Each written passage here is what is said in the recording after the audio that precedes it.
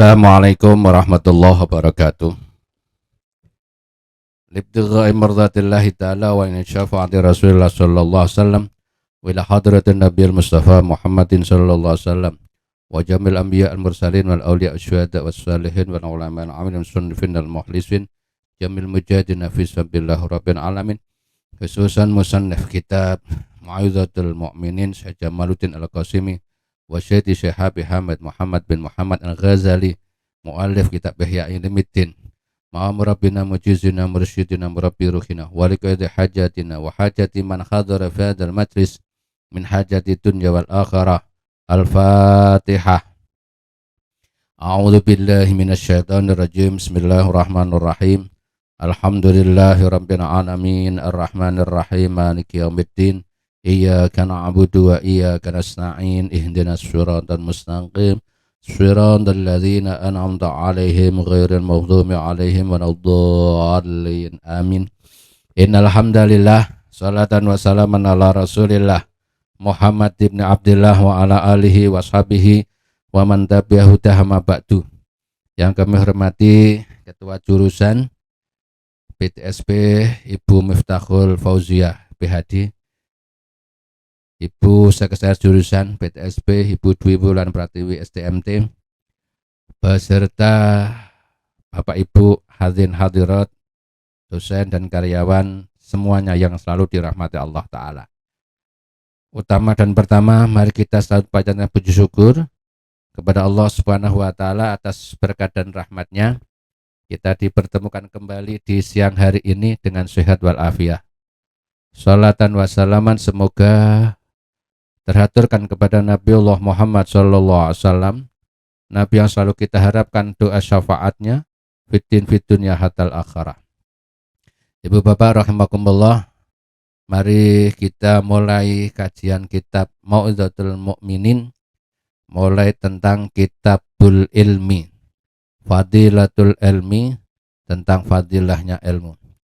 Di kitab saya halaman 5, mungkin kalau di kitab Bapak Ibu halaman berapa itu? Halaman 13 ya. Oke. Halaman 13.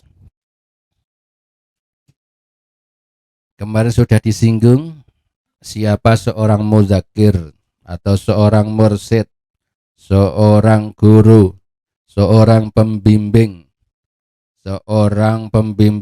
laku rohani, yaitu adalah orang-orang yang memiliki tujuan yang mulia, orang-orang yang berusaha betul mencerdaskan masyarakatnya, membersihkan hati masyarakatnya. Kemudian muzakir atau mursyid atau wa'id adalah orang yang menjadi pewaris Nabi Muhammad sallallahu alaihi wasallam, yang menjaga dan melestarikan maqasidut ta'syik wa hikmatihi. Kemudian seorang mursyid atau muzakir harus memahami, mengetahui berbagai macam khilafiyah yang terjadi. Kemudian juga mana yang disepakati bersama, mana yang tidak atau yang belum disepakati bersama. Kemudian seorang mursyid adalah orang yang mau menyebarluaskan ilmu di tengah-tengah masyarakat, memotivasi masyarakat atau umat untuk beramal dengan ilmunya.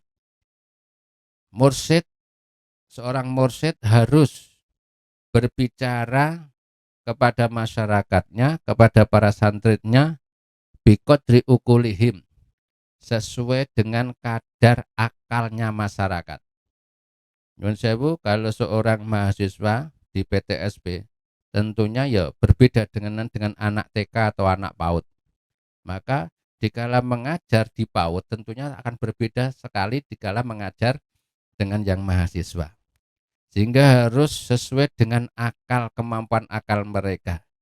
Wa yatanzilul irsyadim ila lughatihim, termasuk dibutuhkan juga menggunakan bahasanya masyarakat. Kalau bahasanya Jawa, ya seorang mursyid harus bisa bahasa Jawa.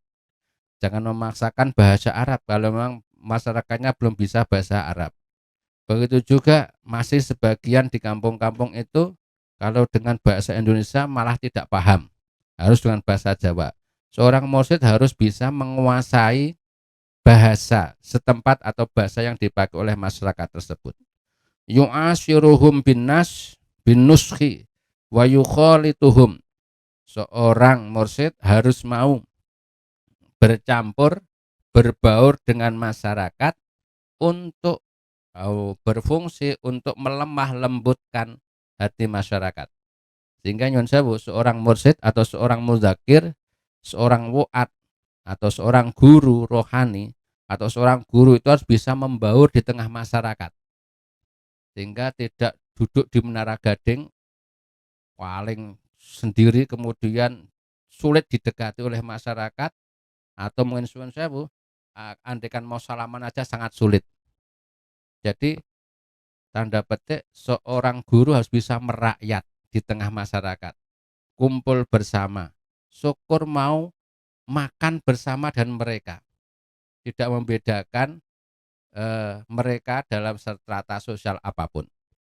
Seorang mursyid atau muzakir atau guru adalah orang yang bekerja keras untuk mengeluarkan manusia dari sifat kegelapannya menuju cahaya, atau mengeluarkan masyarakat dari kebodohannya untuk menjadi manusia-manusia yang pintar.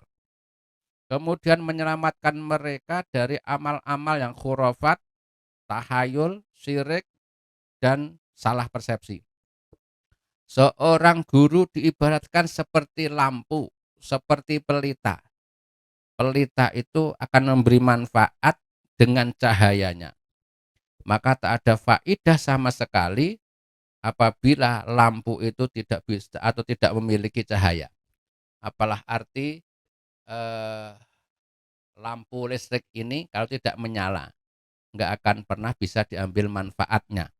Maka ada dikatakan seorang mursyid yang baik layakunul alimu aliman hatta yadharu asaru ilmihi fi qaumihi. Tidak dikatakan seorang alim itu alim, tidak dikatakan orang yang berilmu itu seorang yang berilmu sampai terlihat jelas dampak pengaruh ilmunya di tengah masyarakatnya. Seorang profesor nggak akan dikatakan seorang ahli besar kalau tidak bisa mencetak alumni mahasiswa yang pintar-pintar. Seorang teknokrat atau ilmuwan tidak dikatakan seorang ilmuwan yang mahir kalau tidak memiliki karya besar. Dengan seorang sarjana teknik, ahli bangunan, tapi nggak punya hasil karya yang megah, nggak kelihatan jenengan sebagai seorang nopo menika pakar, sebagai seorang ahli. Maka bisa dibuktikan pengaruh ilmu yang dinyami masyarakat, yang dinikmati masyarakat itu menunjukkan napa menika pengaruh seorang alim di tengah masyarakatnya. Seorang yang berilmu di tengah masyarakatnya adalah itu bisa dirasakan kemanfaatan ilmu dari sang alam tersebut. Bapak Ibu rahimakumullah. Kemudian kita masuk babul ilmi.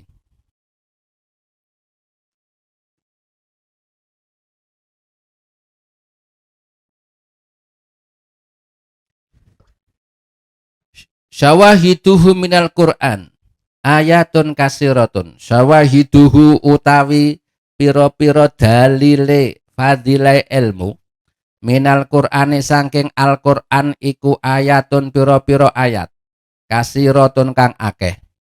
Minha iku setengah saking ayat kasiro qauluhu azza wa jalla utai pengendikane Gusti Allah azza wa jalla.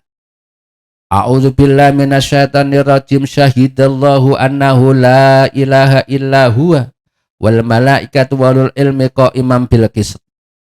Syahidan nekseni sapa Allahu taala Gusti Allah taala anna ustune kelakuan la ilaha iku ora ana pangeran kang hak den sembah iku maujud illa huwa kejaba mung Allah. Wal malaikatu lan malaikat wa ulul ilmi lan wong kang padha anduweni ilmu ko iman halin jumenengi bil kisti kelawan adil. Fangdur mongko angen-angeno sira kaifa halike piye badaa ngawiti sapa Allah subhanahu maha suci Allah wa ta'ala maha luhur Allah binafsi kelawan zate Allah. Wasannalan ngaping pindoni sapa Allah bil malaikati kelawan para malaikat. Wasallasalan ngaping teloni sapa Allah bi ahlil ilmi kelawan ahli ilmu. Wanahika lan nyukupi ing sira bihadza kelawan ikilah salasah syarofan apane mulyane wafat lanan keutamaane.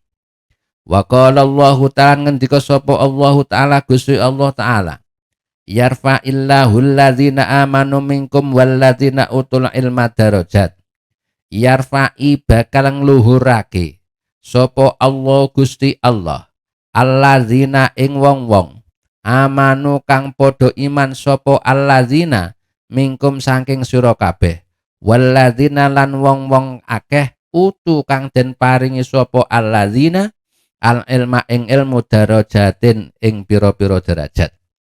Wa qala azza wa jalla qul dawa surah Muhammad hal yastawi ora padha sapa alladzina wong akeh ya'lamuna kang weruh sapa alladzina walladzina lan wong akeh la ya'lamuna kang ora weruh sapa alladzina. Wa qala ta'ala innama yakhsyallaha min ibadihil ulama'u innama yakhsha angin pestine wedi Allah ing Gusti Allah min ibadihi saking pira-pira kaulane Allah al ulama'u iku para alim para ulama. Wa qala ta'ala walau radduhu ilar rasuli wa ulil amri minhum la alimahul ladzina yastambitunahu minhum. Walau radduhu lamun balekake sapa munafikun ing khair ing kebecikan ila rasuli marang para utusan wa ila ulil amri lan marang wong kang anduweni kekuasaan minhum saking wong nanti wau la alimahu yaktine ngerti ing kebagusan sapa alladzina wong akeh yastambitunahu kang niti-niti ngoreksi mengambil dalil sapa alladzina ing khair minhum saking rasul lan ulil amri minkum. Radda balekake sapa Allah hukmahu ing hukume Allah fil waqa'i ing dalem pira-pira masalah kang tumiba kang terjadi ila istimbatihim maring oleh niti-nitine para rusul lan para ulama maring oleh mengambil dalil hukum wa alhaqalan madake sapa Allah rutbatahum ing pangkat derajate ulil amri termasuk ulil ilmi birut batil ambiyai kelawan pangkate para nabi fi kasfi hukmillahi ta'ala ing dalem bika hukume Allah ta'ala. Ibu bapak rahimakumullah, itu dalil-dalil yang diambil dari Al-Quran. Kalau dari Ikhya itu banyak sekali ayatnya, tapi karena ini ringkasan hanya ada 5 ayat yang diambil oleh Syekh Jamaluddin Al-Qasimi. Yang pertama Ali Imran ayat 18. Allah bersaksi tidak ada Tuhan kecuali Allah. Wal malaikatu walul ilmi, para malaikat dan orang-orang yang memiliki ilmu yang selalu berpegang teguh pada keadilan. Ini menunjukkan bahwa penghargaan, penghormatan kepada ulul ilmi menika diwujudkan, ditahbiskan oleh Allah dengan Allah memulai hal tersebut dengan zatnya, kemudian yang kedua dengan para malaikat, yang ketiga dengan para ahli ilmu. Maka cukuplah bagi kita tentang keutamaan para alim, para ulama, para cendekia, tentang kemuliaan beliau-beliau tersebut. Sehingga pada ayat yang kedua, Al-Mujadalah ayat 11, Allah berfirman, Allah akan meninggikan derajatnya orang-orang yang beriman kepada Allah dan orang-orang yang memiliki ilmu lebih dari orang-orang yang tidak memiliki ilmu. Abdullah bin Abbas mengatakan, orang yang berilmu dan tidak yang berilmu itu terpaut 700 tingkatan, 700 derajat. Padahal dari satu derajat, satu tingkatan ke tingkatan kedua, selanya atau jedanya kalau dilalui dengan perjalanan itu memakan waktu 500 tahun. Betapa tingginya kedudukan seorang guru, betapa tingginya kedudukan seorang pengajar kebaikan, penganjur kebaikan. Tetapi walaupun sedemikian mulianya seorang guru, seorang penganjur kebaikan, dan orang-orang yang memiliki ilmu, kalaulah tidak dibarengi dengan akhlakul karimah, itu justru nanti ilmunya akan berbahaya. Karena kalau tidak dibarengi dengan akhlakul karimah, justru nanti akan berdampak negatif, bisa menyesatkan dirinya sendiri dan menyesatkan orang lain. Dalam kitab Wasoya Al-Aba' lil Abnab, kitab tipis karangan Syekh Muhammad Syakir, mantan rektor Al-Azhar zaman dulu, wafat tahun 1956 kalau nggak salah.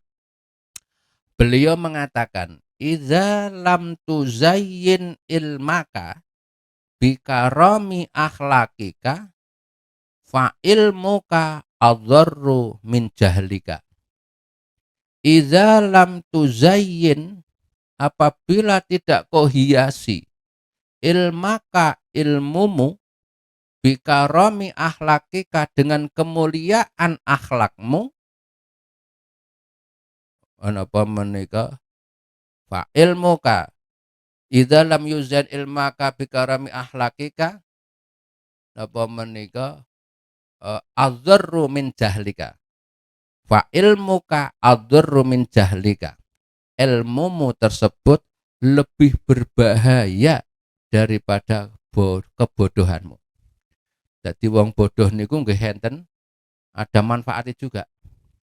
Jadi nyun sewu, orang bodoh niku nggih enten manfaatnya ternyata. Nggih. Tetapi kalau nek kon milih dadi wong bodoh napa wong pinter? Karena wong bodoh niku mangke nggih misalnya napa menika takone nggih kula mboten ngertos kok nggih. Nggih. Nyun sewu. Misale napa menika jadi orang bodoh seperti ini niku. Umpamane kok tidak napa menika tidak memiliki tata krama, nggih wajar, nggak pernah sekolah, nggak pernah ngaji. Andikan ngibadah celelekan atau tidak memenuhi syarat rukune, nggih wajar. Tetapi kalau orang pinter, yang sudah pernah ngaji takrib, sudah pernah ngaji Fathul Mu'in, apalagi sarahnya I'anatut Thalibin, sampai yang kitab gede-gede, kok salate sembarangan, tahu tentang syarat sahnya wudhu, kok wudhunya sembarangan, kan lebih berbahaya itu. Nyen sewu, orang yang berilmu kok perilakunya tidak mencerminkan seorang yang berilmu, sombong, kalau nggak disapa nggak mau menyapa orang lain, rumongso jabatannya lebih tinggi, rumongso pangkatnya, gelarnya lebih tinggi dibanding orang lain. Sok kadang seperti itu. Dan itu justru berbahaya. Idza lam tuzayyin ilmaka bikarami akhlakika fa ilmuka adarru min jahlika. Apabila ilmumu tidak kau hiasi dengan akhlakul karimah, ilmu yang telah kamu pelajari, ilmu yang telah kamu miliki, ilmu apapun, tidak dibarengi, disertai dengan akhlakul karimah, fa ilmuka azzarru min jahlika. Ilmu pengetahuan yang kamu miliki itu lebih berbahaya dari bodohmu. Buktinya, banyak orang-orang yang pintar terjerumus masuk ke dalam penjara. Apakah mereka bodoh? Tidak. Mereka profesor, mereka doktor, mereka haji, bahkan ada yang ustadz. Ya. Tapi mereka masuk penjara. Apakah mereka bodoh? Tidak. Ya. Karena apa? Mereka tidak menghiasi dirinya, ilmunya dengan akhlakul karimah. Karena kalau menghiasi dengan akhlakul karimah, mereka tidak akan pernah melakukan kejahatan, kesalahan, atau kesalahannya sangat-sangat kecil sekali. Karena kita tidak akan terlepas dari kesalahan. Minimal kita bisa menekan nilai salah dosa tersebut apabila kita mau menghiasi ilmu kita dengan akhlakul karimah. Berikutnya, Kanjeng Rasul berikutnya Gusti Allah Subhanahu wa taala berfirman dalam surat Az-Zumar. Qul hal yastawil ladzina ya'lamuna wal ladzina la ya'lamun. Adakah tidak sama orang-orang yang berpengetahuan dan orang yang tidak berpengetahuan? Tentunya berlainan. Orang yang bisa melihat dengan orang yang tidak bisa melihat. Orang yang buta dan orang yang bisa melihat tentunya berbeda. Orang yang ahli dengan yang tidak ahli tentunya berbeda. Contoh kecil, seorang tukang batu dengan insinyur teknik itu sebetulnya sama kan, kode-kode tukang batu nih. Misalnya seorang dokter spesialis napa menika bedah. Nggih. Tukang batu bekerja setiap hari di bangunan dari jam 8 sampai jam 4 sore, itu bayarannya gajinya adalah 100.000. Tapi seorang tukang bedah, tukang bedah, dokter bedah, tukang batu tapi tukang bedah, gitu. Ada gelarnya dokter spesialis bedah. Napa menika ngangkat batu empedu atau batu ginjal. Niku bayaran pinten? 12 juta.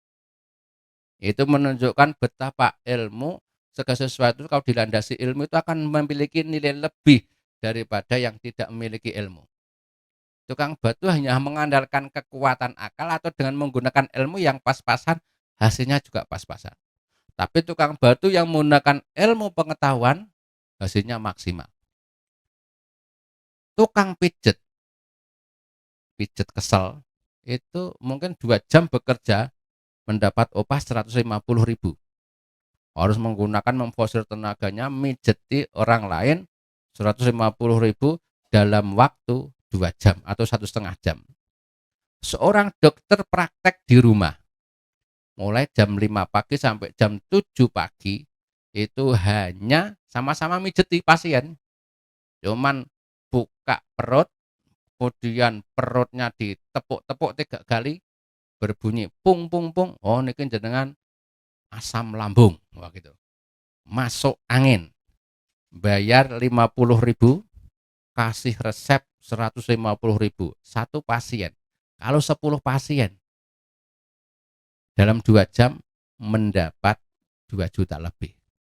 Podo-podo mijet-mijet, cuma siji mijete pakai ilmu pengetahuan, yang satu mijet hanya dengan apa menika dengan pengetahuan yang terbatas. Jadi nyuwun sewu, sehingga orang yang berilmu itu walaupun sudah meninggal namanya akan selalu harum dikenang sepanjang masa. Kita kemudian dalam ilmu pengetahuan kita mengenal Albert Einstein sudah puluhan tahun yang lalu. Tapi beliau selalu dikenang oleh para ilmuwan. Kemudian ada hukum Newton dan sebagainya. Kalau dalam Islam ada Imam Ghazali, ada Imam Syafi'i, ada Imam Hanafi, ada Imam Hambali. Sudah ratusan tahun yang lalu. Tapi nama-nama beliau itu selalu harum, selalu dikenang oleh orang-orang setelahnya. Karena orang yang berilmu selalu akan abadi namanya di tengah masyarakat. Gitu. Profesor Dr. Kahar Muzakir. Puluhan tahun yang lalu ada seorang profesor namanya Kahar Muzakir. Sampai sekarang masih dikenang. Bahkan diabadikan menjadi sebuah gedung. Seperti itu. Diabadikan menjadi sebuah jalan. Karena jasa, karena keilmuannya. Sehingga dalam kitab filsafat keilmuan Ta'limul Muta'alim ada dikatakan akhul ilmi hayyun khalidun ba'da mautihi wa awsaluhu tahtar ramim wa awsaluhu tahtar ramimu. Wa awsaluhu napa menika seorang pemilik ilmu hayyun khalidun ba'da mautihi, hidup abadi setelah kematian, setelah kematiannya, walaupun jasadnya sudah busuk di dalam tanah. Walaupun jasadnya sudah membusuk di dalam tanah, tetapi namanya akan selalu harum abadi. Wazul jahli mayyitun wa huwa yamsi ala sara yuzannu minal ahya'i bal huwa adimu. Si bodoh, si pandir itu dianggap mati walaupun dia masih hidup berjalan ke sana kemari di muka bumi ini, tapi dianggap nggak ada. Dalam sebuah masyarakat mereka, wong bodoh itu nggak pernah dipakai kok pendapatnya. Ya, andai kan ada mendekati cuma menghormati apa mereka dia berbicara, itu sudah mending didengar, tapi nggak pernah dipakai pendapatnya karena ramu tuh. Seperti itu. Sehingga wazul jahli mayitun wa huwa yamsi ala sara. Si pandir, si bodoh itu mayitun, dikategorikan orang yang sudah meninggal, wa huwa yamsi ala sara, walaupun dia masih berjalan di muka bumi, masih berjalan ke sana kemari. Yuzannu minal lahya bal huwa adimu, dikira dia hidup padahal dia tidak ada sama sekali, enggak dianggap sama sekali. Itulah bedanya orang-orang yang berilmu dan tidak berilmu. Kemudian ayat berikutnya, innama yakhsyallaha min ibadil ulama. Orang yang paling takut kepada Allah adalah para ulama. Kenapa ulama? Karena ulama adalah orang yang paling tahu tentang ilmu-ilmu. Orang yang paling tahu tentang hukum-hukum Allah. Tentang azab, tentang apapun yang berkaitan dengan ilmu adalah para ulama. Ya.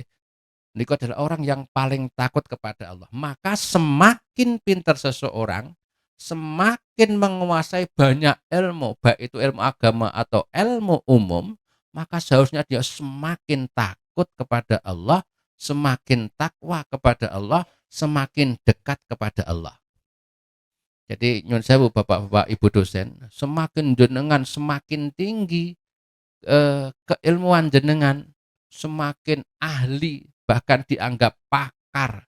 Nyuwun sewu, bahkan itu dibuktikan dengan kesarjanaan jenengan sampai napa menika S3 sampai profesor, seharusnya berbanding lurus dalam nilai ketaatannya kepada Allah.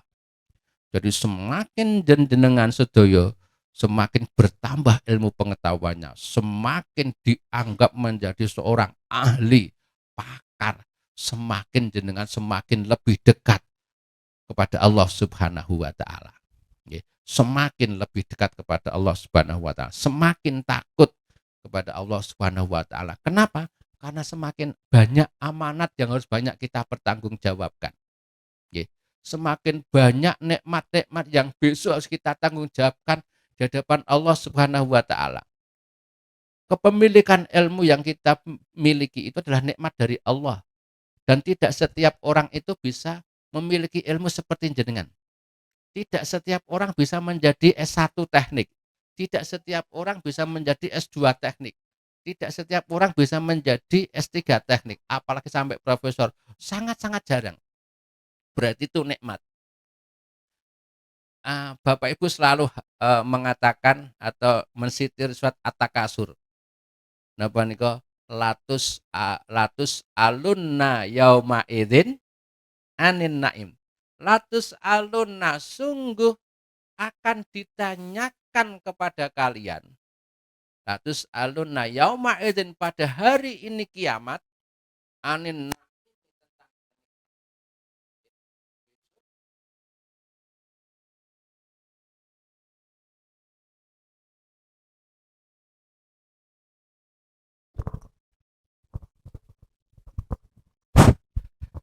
Besok pada hari kiamat kita akan ditanyakan tentang an-naim.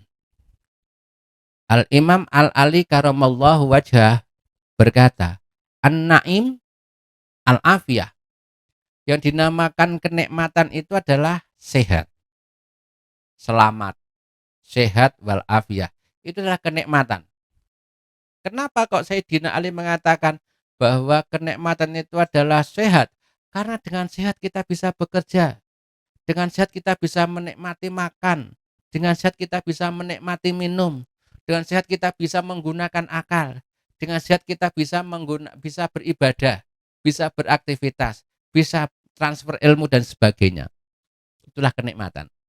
Nah, itu akan sekecil apapun kenikmatan, besok akan dimintai atau ditanyakan di hadapan Allah Subhanahu wa taala tentang kesehatan badan kita, tentang mata telinga kita. Mata untuk apa? Telinga untuk apa? Termasuk tentang makanan dan minuman yang kita makan. Itu semuanya besok latus alunna yauma idin anin naim. Latus alunna, sungguh akan dimintai pertanyaan pada hari kiamat anin naim, tentang napa menika kenikmatan. Maka sekecil kenikmatan apapun itu, maka untuk apa kok ditanyakan? Maka di situ dikatakan untuk melihat mana orang yang bisa bersyukur diberikan kenikmatan dan mana yang tidak bersyukur mendapat kenikmatan tersebut. Biasanya kita bersyukur hanya dikala kita mendapat nikmat berupa materi, uang, atau harta benda yang lain. Tapi kalau kesehatan, kita bisa datang ke sekolah, ke kampus tepat waktu, kita bisa mentransfer ilmu, seakan-akan itu bukan nikmat. Kita bisa berjalan dengan nikmat, kita bisa menggerakkan kaki, bisa menggerakkan tangan, itu adalah nikmat. Yasin surat 65 ada dikatakan, al-yauma nakhtimu ala afwahihim wa tukallimuna aydihim wa tashhadu arjuluhum bima kanu yaksibun. Walaupun ayat itu dipergunakan untuk orang-orang munafik, bahwa besok mulut-mulut mereka akan dikunci untuk tidak berbicara. Sehingga nanti yang berbicara wa tukallimuna aydihim. Tangan-tangan mereka akan berbicara. Wa tashhadu arjuluhum. Kaki-kaki mereka akan memberikan kesaksian bima kanu yaksibun, terhadap apa yang telah mereka lakukan. Maka besok kaki-kaki panjenengan, tangan-tangan panjenengan itu akan bersaksi di hadapan Allah Subhanahu wa taala terhadap apa yang Anda lakukan pada hari ini. Itu bagian dari kenikmatan yang Allah berikan, tentang nikmatnya kaki, nikmatnya tangan. Tangan besok akan berkata, Tuhan, tangan saya, tangannya Pak Berlian ini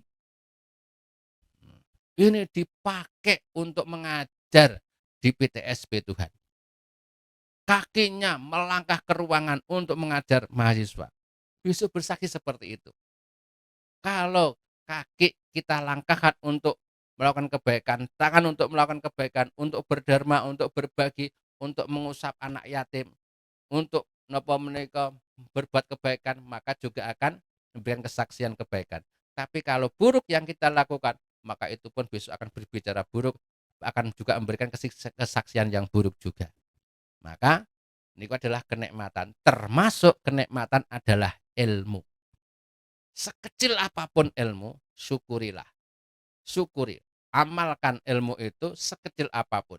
Karena ilmu sekecil apapun ilmu tidak diamalkan, itu kasyajari bila samarin. Al ilmu bila amalin kasyajari bila samarin. Ilmu yang tidak diamalkan seperti pohon yang tidak berbuah. Wa amal ahbaru, anapun utawi piro-piro hadis. Faqala mongko ngendika sapa Rasulullah sallallahu alaihi wasallam. Man utawi sapa wonge iku yurid ngarepake sapa Allah Gusti Allah bi kelawan man khairon ing bagus yufaqihu, mongko paring ngerti sapa Allah ing wong fiddini ing dalem masalah agama. Wa yulhimuhu lan paring ilham sapa Allah ing wong rusdahu ing pituduhe. Wa qala ngendika sapa sallallahu alaihi wasallam Kanjeng Nabi Muhammad sallallahu alaihi wasallam, Al ulama utawi para ulama iku warasatul ambiyai, warise para nabi. Wa maklumun lan kinaweruan anna setuhne kelakuan larut bata ora ana derajat iku maujud fauqon nubuwati sak nduwure kenabian. Wala syarafan ora ana mulya iku maujud fauqa syarafil warasah sak nduwure mulyane warisan litil karutbah maring mengkono-mengkono derajat utawa pangkat. Wakalan ngendika sapa Kanjeng Nabi shallallahu wasallamuhu alaihi idza ata nalikane teka ngalaya ing atase ingsun apa yaumun dina la azdadu ora tambah-tambah ingsun fihi ing dalem dina ora tambah-tambah apane ilman ilmune yuqarribune kang nyerakake mendekatkan apa ilmu ing ingsun ilallahi marang Gusti Allah azza wa jalla fala burika mongko ora den berkahi sapa li keduwe ingsun fitulu isamsi ing dalem mletheke metune muncule srengenge dalikal yaum ing dalem mengkono-mengkono dina. Wa qala sallallahu alaihi wasallam fi tafdzilil ilmi ing dalem olahe ngutamaake ilmu alal ibadati ngalahake ibadah wasyahadati lan mati syahid. Kanjeng Nabi ngendika fadlul alimi utawi utamane wong alim ngalal abidi ing atase wong kang ahli ibadah iku kafadli kaya utamane ingsun ala adna rajulin min ashabi ing atase ngalahake luweh andap-andape wong lanang saking sahabatku. Fangdur mongko ngangen-ngangena sira. Fangdur mongko berpikira sira berpikirlah kaifa hale kepiye ja'ala ndadekake sapa Allah al ilma ing ilmu mukorinan ingkang barengi lidarajatin nubuwah maring derajat kenabian. Wa kaifa hattolan hale kepiye hatta nglungsur sapa Allah rutbatal amali ing pangkat ngamal al mujarradi kang den sepekake yang ditiadakan anil ilmi saking ilmu. Wa ing kana senajan ana sapa al abidu wong kang ahli ibadah iku layahlu ora sepi sapa ahli ibadah ngan ilmin saking ilmu bil ibadati kelawan ibadah alladzi yuwazibu kang netepi ajek sapa abid ngaleha ing atase ibadah. Walau lahu lamuno ora ana utawi ilmu iku maujud lam takun mongko ora ana apa ngibadah iku ngibadatan diarani ngibadah. Wa qala Rasulullah sallallahu alaihi wasallam Rasulullah sallallahu alaihi wasallam ngendika fadul alimi utawi utamane wong alim wong pinter al abidi ing atase wong kang ahli ibadah iku kafadil qamari kaya utamane rembulan Lailatul Badri ing dalam bulan purnama wengine bulan purnama ala syairil kawakibi ngalahake sekerine pira-pira lintang. Wa min wasaya Luqmanal Hakim lan iku setengah saking pira-pira wasiate Sayyidina Luqman Al Hakim libnihi maring putrane Luqman.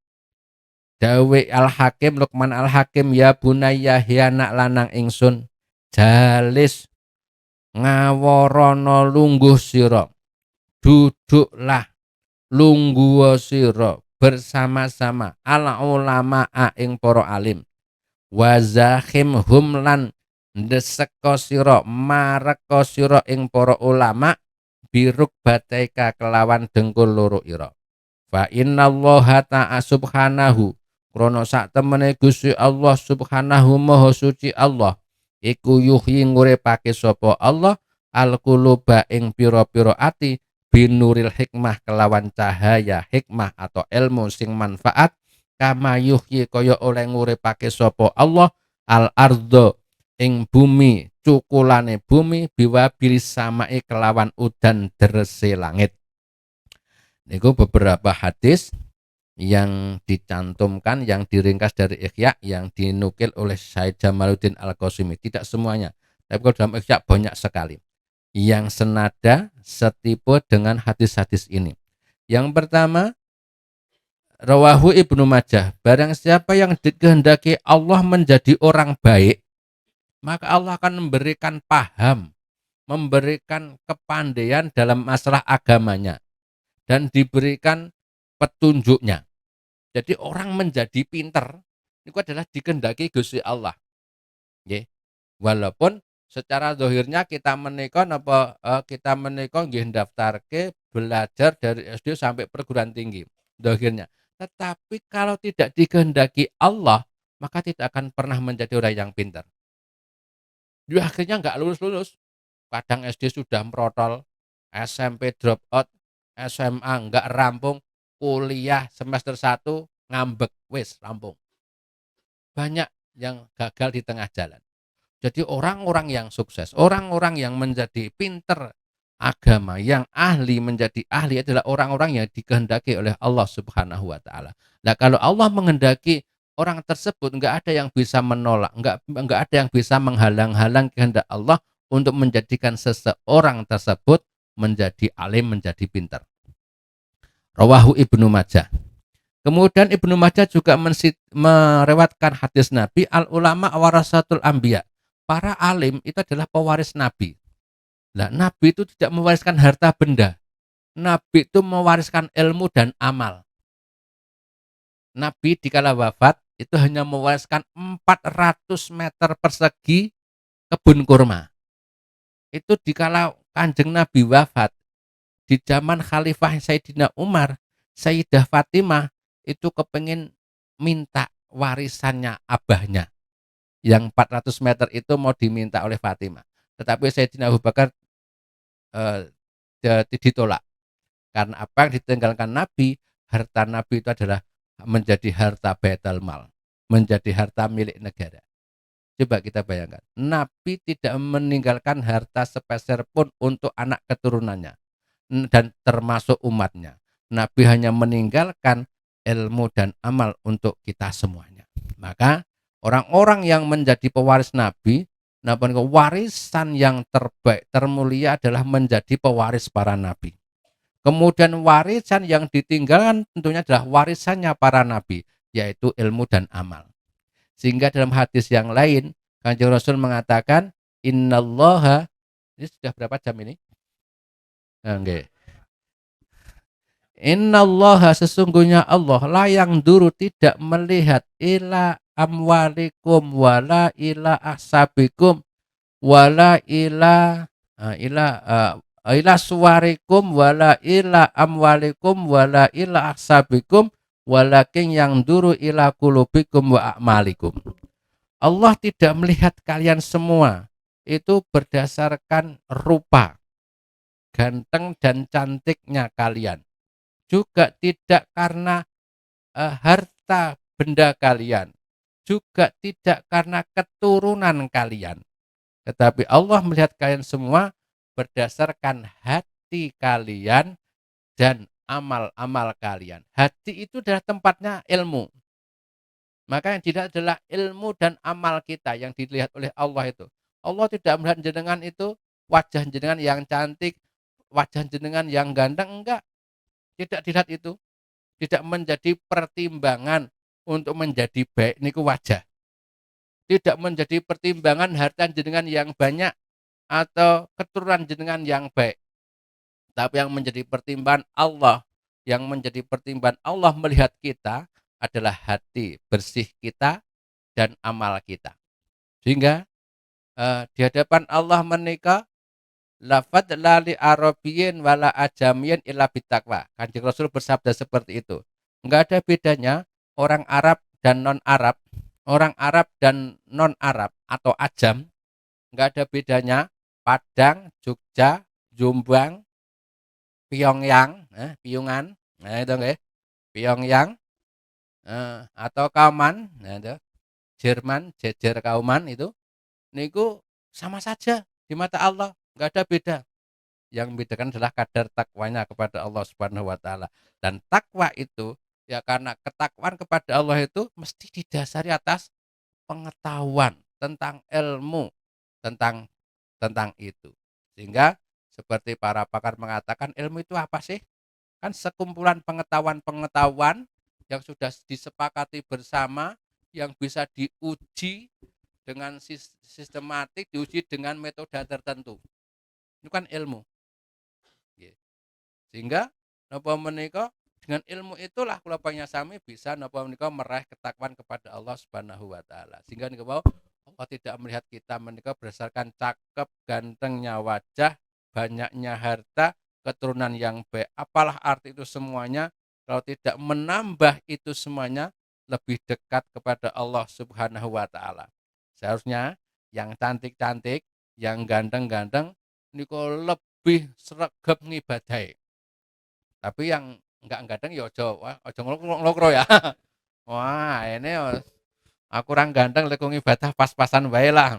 Enggak, justru seharusnya yang cantik karena itu adalah nikmat lebih yang diberikan Allah kepada panjenengan.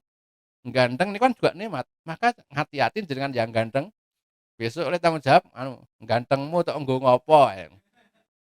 Nggo hanya untuk napa menika?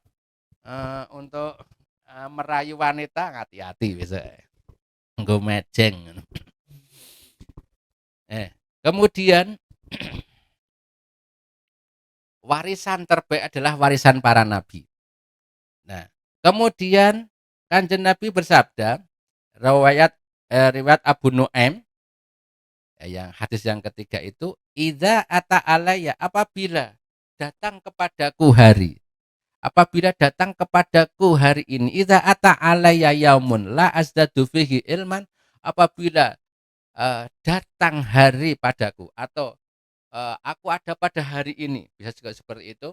Kok aku tidak memperoleh tambahan ilmu pada hari ini?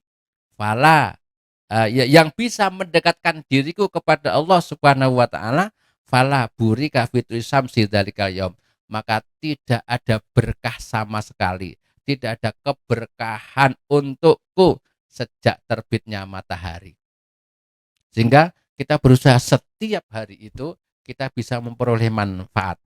Maka karena panjenengan semua adalah dosen, tidak hanya sekedar nopo menika ifadah, tapi juga istifadah. Seseorang harus mau nopo menika ifadah dan istifadah. Ifadah itu memberi manfaat, transfer ilmu. Istifadah kita mengambil manfaat atau kita mencari ilmu atau kita memperoleh manfaat dari orang lain. Kalau ifadah kita memberi nilai manfaat kepada orang lain dengan berbagi ilmu jenengan. Maka jadi dosen gak ampun kereng-kereng lah. Gitu. Niku insyaallah jadi idola mahasiswa. Gitu. Karena seperti itu. Karena kita kan nyun sewu, dikerengin niku juga mahasiswa niku geus biasa mawon niku. Malah kita mas dibenci mahasiswa kok. Tapi kenapa menika kita bijak tapi kok tidak perlu tampang kereng. Cobalah kita napa menika tetap napa menika mencontohkan napa menika dengan perilaku yang baik, tutur kata yang baik, mahasiswa segan kok. Ya, seperti itu. Napa niku karena kita tujuan kita semula menjadi dosen itu apa? Untuk mentransfer ilmu, untuk menjadikan mahasiswa itu pintar, untuk menjadikan mahasiswa itu ahli. Dan jenengan akan terlihat seorang dosen yang ahli menjadi pakar bila jenengan bisa mencetak mahasiswa yang lebih pintar daripada jenengan. Atau malah kebalikan, wah ini mahasiswanya lebih pintar daripada aku, gengsi no aku. Harusnya bangga panjenengan. Maka seorang alim itu dinamakan alim apabila pengaruh ilmunya itu bisa menjadikan mahasiswa yang lain atau mahasiswanya itu lebih pintar dari dirinya. Maka dia akan menjadi bangga. Ternyata anak muridku, anak mahasiswaku ada yang jadi bupati, ada yang jadi gubernur, ada yang jadi DPR, ada yang jadi ustadz, ada yang jadi presiden. Oh kan bangga seperti itu. Padahal dosennya cuma S1 abadi. Ya, enggak apa-apa. Itu betul-betul si alim, orang-orang yang seperti itu. Sehingga kita harus setiap hari harus bisa memperoleh manfaat. Ya.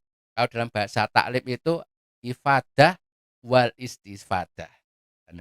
Jadi setiap hari apa nika wakun mustafid dan kulla yaumin ziyadatan minal ilmi wasbah fi bukhuril fawaidi. Setiap hari kita harus selalu memperoleh nilai tambah dari ilmu itu. Kita selalu menambah-nambah ilmu itu. Mungkin kita sudah menjadi dosen, menjadi seorang pejabat di fakultas, mungkin kalau mungkin kok ngaji karo mahasiswa mungkin ada rada gengsi. Kan ilmu tidak harus dari orang lain. Kita bisa membaca, kita bisa membaca buku, kita bisa membaca Quran. Oke. Kemarin sudah saya tanyakan kepada jenengan semuanya.